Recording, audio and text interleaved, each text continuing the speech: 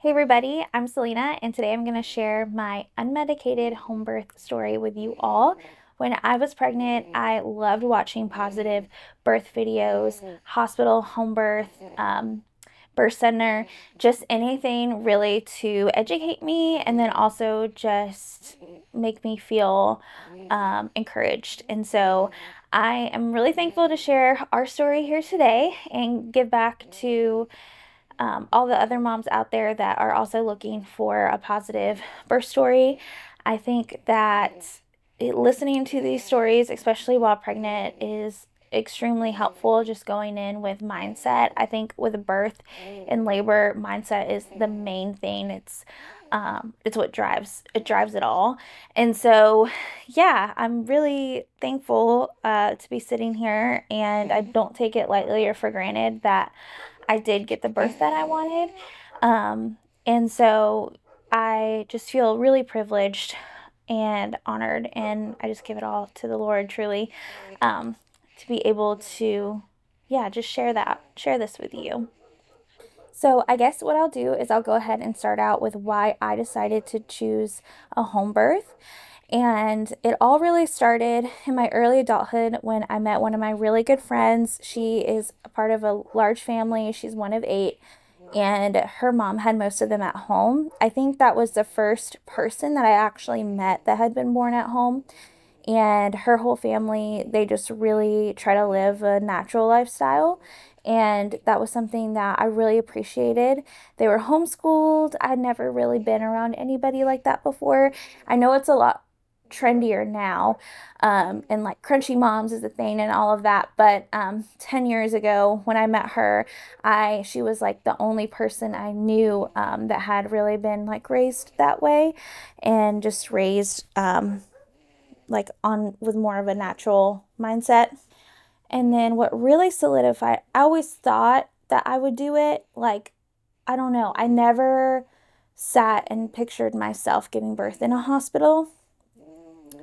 And then a friend of mine gave birth to her daughter a year and a half ago, and I was actually able to be there. I photographed the birth for them, and it was amazing. It was like one of the best days of my life. There's just something about seeing a woman trust her body and trust her baby in the whole birth process and doing it as like it's intended to be.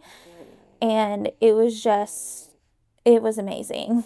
And I knew after that, I was like, I'm definitely, when I get pregnant, I'm going to get a midwife, and this is what I'm going to do. So for me personally, a home birth, I felt the safest. I felt so safe at home, safe with the providers that I entrusted. And the last thing I wanted to do was go to the hospital. For me, the hospital was like a war zone, if I could describe it. Which is not everybody feels that way. And I do want to just like put in a disclaimer. I think home birth is not for everyone, and that you should birth wherever you feel the most safe, because that's the whole thing with like labor, especially if you're trying to go unmedicated.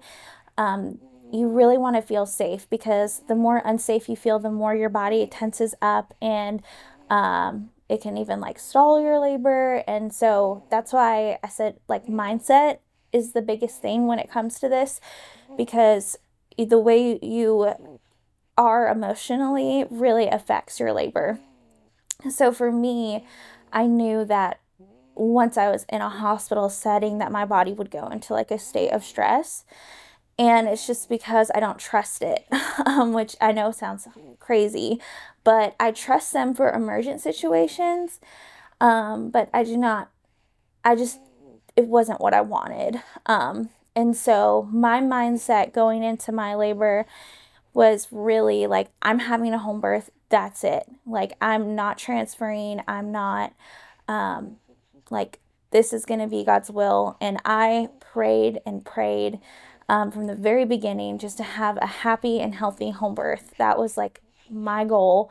And I know people say like happy and healthy mom and baby, but I mean, to me, that's like obvious. Like, obviously, I want to be healthy and I want my baby to be healthy, but I don't feel like that we can still have other standards than that. And I feel like you're allowed to want your birth experience to go a certain way. And for me, I just really wanted it to go a certain way.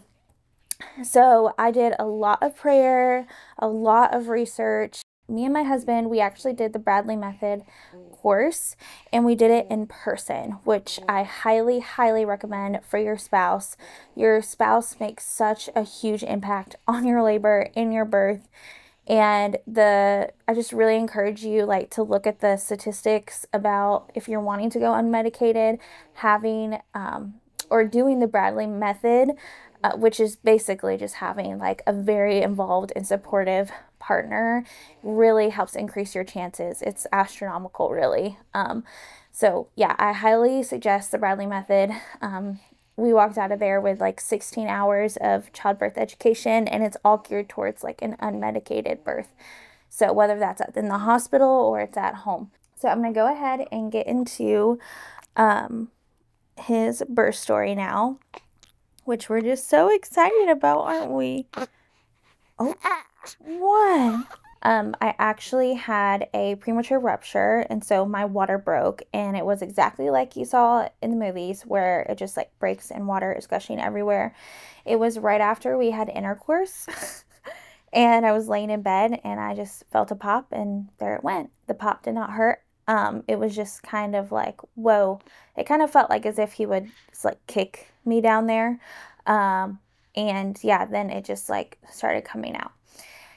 And that was December 12th at like 10:30 p.m. So what happened after that is I didn't get really any contractions. I started to get some contractions around midnight, and I would have them periodically. It just felt like a light cramping every 20 minutes, and then it stopped like at 5 a.m. and they just dead stopped, which it made me kind of anxious because there are like home birth is for low risk moms, low risk babies, and there are perimeters. They still have to follow state laws.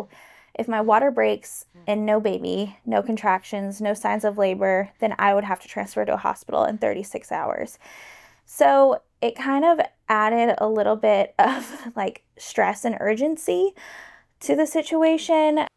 Today is the day Jet King will be born. It's December 12th, 2024. This is the nursery as of today.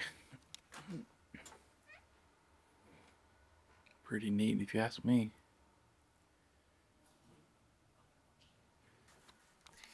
Yay. You're nice and warm up in here. Yep. As of now. Thought you were coming, and then you're like, just kidding. Yeah, last night you had us really believing you were coming soon. But you are. Yep. Today. Like 30 hours or less. Yep. The next day, which was December 12th, we did all of the things to try to have a natural induction. So I pumped, I walked, I got adjusted, I did all the things, and by 6 o'clock the next day, my midwife came to our house, and that's when she started talking about like different options and interventions we could do at home to try to get things moving along. So one of those was getting a membrane sweep. And so I did get a membrane sweep. When she went in, I was 1 centimeter dilated, and she got me to a 2. It was extremely painful. It was very painful. For me personally, I don't know if it's that painful for everyone, but she did tell me like that I did handle it really well. She did preface before she did the sweep, like, these are your words, like, if you need me to stop. But I was so determined to have that baby. I was like, I don't care how bad it hurts, like, I'm gonna let her get in there and just get it all and like do whatever. And one thing that I did just like innately was hum while she was doing it. So I was like humming in a really low tone to like help with the pain while she's doing the sweep. And yeah, it seemed to help me a lot, and I got through it. The next thing was to do castor oil. So I do know people that have induced with castor oil. It is pretty controversial, but I really trusted my provider, and she was pretty confident in the castor oil and that it was safe. That there's been some, like, some people say it can cause meconium, um, but she was like very confident that it was safe and for me to go ahead and do it. So I did 2 ounces of castor oil and I took it at 6:30. Yeah, so I had the membrane sweep and the castor oil at home at 6:30. By 7:30, I started having contractions. They were pretty sporadic for like the first hour. It would be like 5 minutes, 6 minutes, 7 minutes. And then once it got to 8:30, I was having like 45-second contractions every minute and a half. Thankfully, I did not have a contraction last longer than a minute at any point. Some of them would only last like 20. I have one here, it was like 21 seconds. But so the contractions started to pick up, and I called my doula at, I believe it was like 10 o'clock, is whenever my husband was like, okay, like, I think we should call her now. And she lived 45 minutes away. So I called her to come over. She got here, and with him and with like me specifically, he was very low, like in my pelvis my entire pregnancy. And he was in optimal position whenever I went into labor. So there were certain things that I did not have to do, which was like, like a mile circuit or like position changes in labor. I didn't have to do any of that. I had 0 back labor. So the only thing that I really had to focus on was managing through my contractions, which I felt all in the front. I was doing really good there for, for a while. And then once it hit, I think it was like around 3 a.m. Is whenever I started to really doubt myself. They got to the point where it was really painful, and castor oil makes you have to go to the bathroom. And so I was basically either on my bed or I was on the toilet and just like going back and forth. I felt so much pressure in my butt, which I know I've heard like doing the courses and the education and everything that's a thing. But I think because I also took castor oil, sometimes the pressure in my butt was like, no, I actually do have to poop. And then it was hard to know, like, do I have to poop or is that baby? Like, I'm not sure. And I think just because he was so low, like I felt most of it in my butt. A positive in that is that the toilet is called the dilation station because your pelvic floor just naturally relaxes. So I do think that really helped me to like dilate, and I was like getting up and walking, going from the bed to the bathroom, even though it wasn't that far away, just having like a little bit of movement like that every like couple contractions, and also having like a change of scenery too. I think all of that really helped progress things along. So yeah, around 3 a.m. I felt like I couldn't do it. And I'll just be honest, I did not expect to feel that way and to vocalize it. I was I just went into birth like so hardcore where I told my husband, I'm like, I am not transferring. Like, I am not giving up. Like, I am doing this. And the only reason that you're going to see me like give up or leave is because it's an emergent situation. And like, we have to go to the hospital for my safety or for baby safety. And it's just, I don't know. I think I really shocked myself because I didn't think it was going to be that bad. Like, as I knew it was going to be painful, but I didn't expect it to be that painful.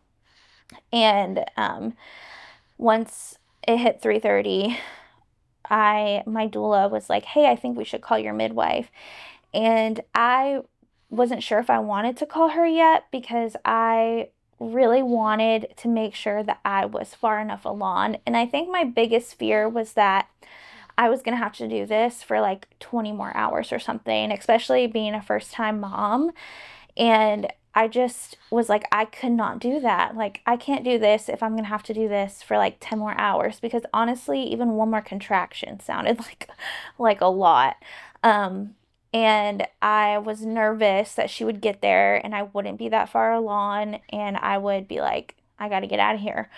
Uh, so, but after a little bit, I realized I'm like, you know what? Like, let's just have her come. I'm like in so much pain at this point that it doesn't even like matter anymore. And so she got there and she asked if I wanted a cervical check. And at this point, I had had a cervical check whenever I got the membrane sweep.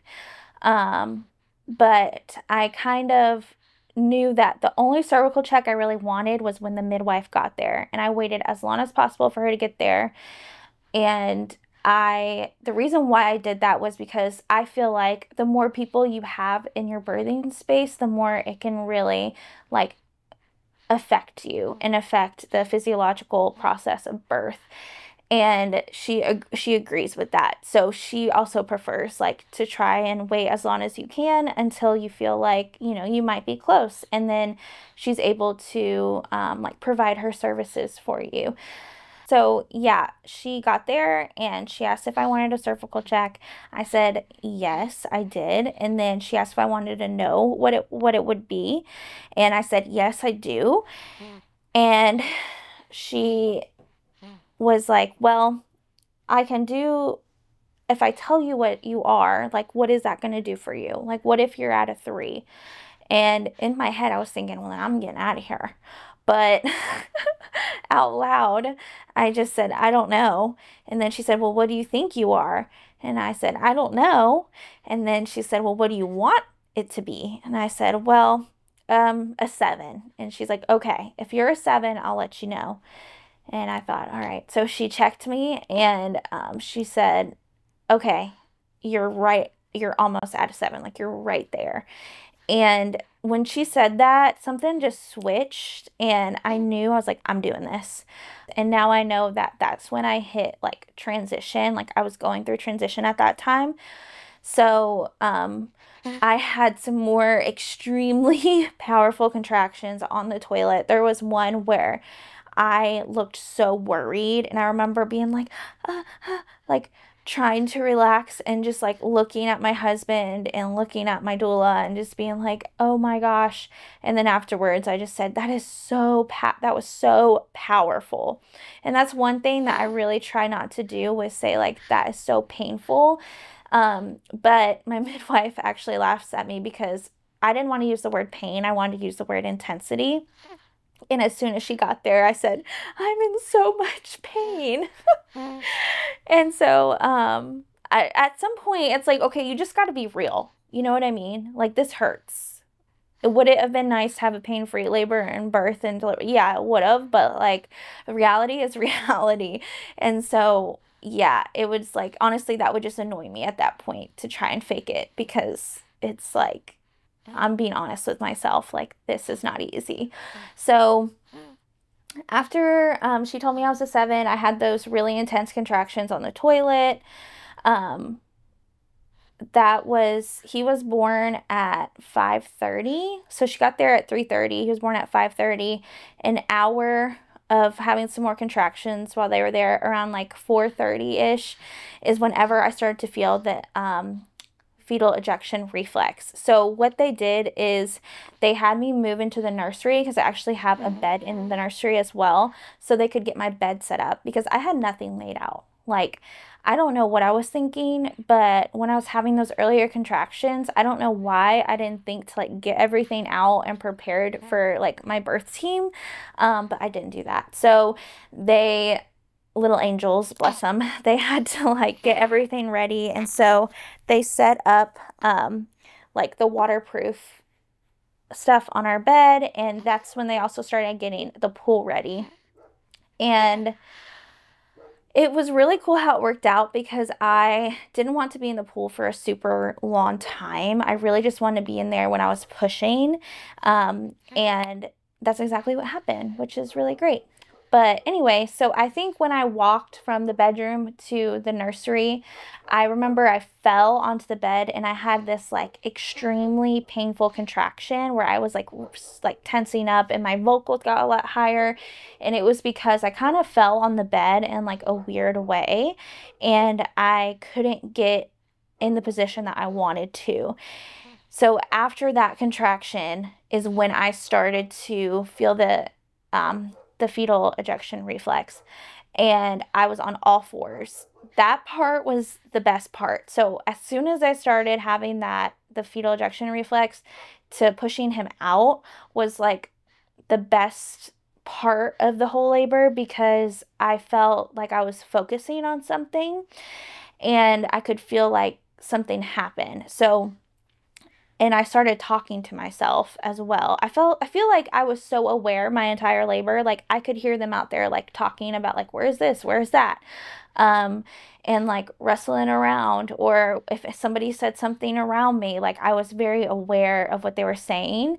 But then when I was in the contraction, I was really honed in on that and just like trying to focus. And I remember I would like rock back and forth on all fours, and then I would just feel like the intense pressure in my butt and like the power that came with like him like descending and like just going in and out, in and out. And so it was just crazy, honestly, just like reflecting on it. And I would keep telling myself, you're about to meet your baby. You're about to meet your baby. And that really helped me. So I had the fetal ejection reflex. I wasn't pushing. And I had like my doula being like, just listen to your body, like don't push with it, which I wasn't. And my midwife was like, I can tell like you're not. I can't remember what she said, but basically she was just like encouraging me that I was just bearing down and not like actually pushing, which I was really glad to have that encouragement because I felt like I just like couldn't control it. And I'm like, it's kind of hard to know. I'm like, am I trying to push? Am I not? But I wasn't, but your body just like does it for you. And so 45 minutes of that. And then I walked back into our bedroom. I got on the bed. I thought for a second, because they said, "Oh, he's crowning." I thought I was about to have him on the bed, and I didn't have a bra on, and I had like a black like little nightgown thing on, and I didn't want to get in the pool with that. So I was like, I need my sports bra. And everybody's like, where is it? And I'm like trying to explain to them where it is in between a contraction. And it was funny because my doula was like, it's okay, like you have time. And I'm like, once I was in between, I'm like, I don't have time. Like I have to get like my bra on, get these clothes off, and like get in that pool before the next one. And so they found me a bra. I threw it on really fast and I got in the pool. And as soon as I got in the pool, I had another contraction and I kind of like hung over the pool. Being on all fours during that was like the best. I cannot imagine being in any other position. So I was in the pool. I think I pushed twice and he came out. With those pushes, I knew that he was like coming soon and I like screamed. And that was the first time that I like screamed during my whole labor because I want to be so intentional about like my voice being really low and moaning and just making sure that like my contractions were really efficient, and also just helps with the pain because the higher your voice inflection goes up, the more like you will tense and like can feel the pain. So it felt really nice to scream during those last two pushes there at the end, and you can hear it in the video. I mean, I am shrilling.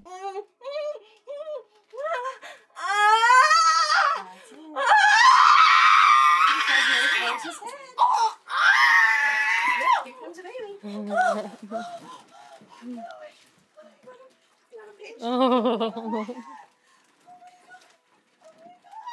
That's your baby. Yep. Oh. Either separation or two. And so it's funny because Justin was like trying to set up the camera, and I was like, I need you right here, because I just knew, I was like, the baby's about to come out and I need you to be with me, not like standing there holding a camera. And so he's like shuffling and like all nervous and everything. And then he comes and stands by me. And sure enough, it was like the next push. He comes out and he's just like crying and just so beautiful. And it was the best moment ever of my life. And the relief was amazing. And I will be honest, I didn't really feel like have any like ring of fire or anything.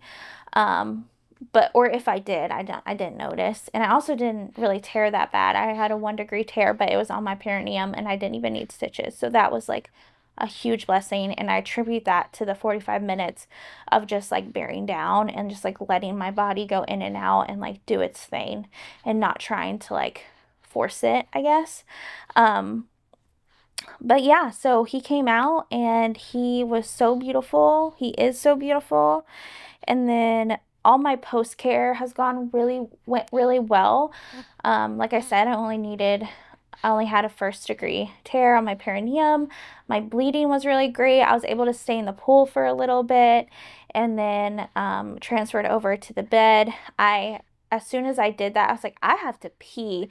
And so my midwives were like very excited about that, because, you know, they want you to pee before like they leave, just to, you know, make sure everything's going good. And so I went to the bathroom and I just kept peeing. I felt like I peed for a while, because during that whole time I was like pushing for like, or when I had the fetal ejection reflex, I remember thinking like my bladder's full, like I could, or like I felt like I had to pee, but I couldn't. Probably because like there was so much pressure there. But I will say I was drinking a lot and peeing a lot, because I kept going to the toilet because of the castor oil. So I was like constantly emptying my bladder, which was really great and ideal. That's what you want to do, is to like drink and empty your bladder like every hour. So yeah, I got up, went to the bathroom, and they showed me like all my care and like what to do. And then they made us eggs and sourdough toast. They weighed him, which was really cool. And we got to do skin to skin. It really was, it went exactly like I wanted it to. And the only thing that was a little bit shocking was just how painful it was. And I know this is like a positive, encouraging like story, and I don't want to scare anyone either, but reality is reality, and I am already kind of starting to forget, I think, and I know that's by design and by God's design that we start to forget.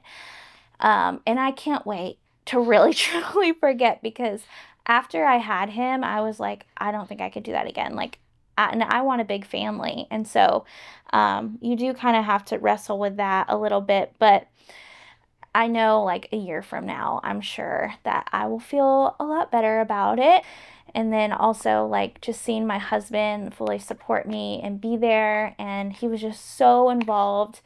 And it made my labor process like that much better. And I think there's just something so beautiful about that, and sacred about marriage and how God has designed it all, really. So even just thinking about like Mary and Joseph and how he was present during her delivery of Jesus, I don't know. It's really cool. And we are so grateful and thankful to have had the experience that we did, and then also just get to experience parenthood.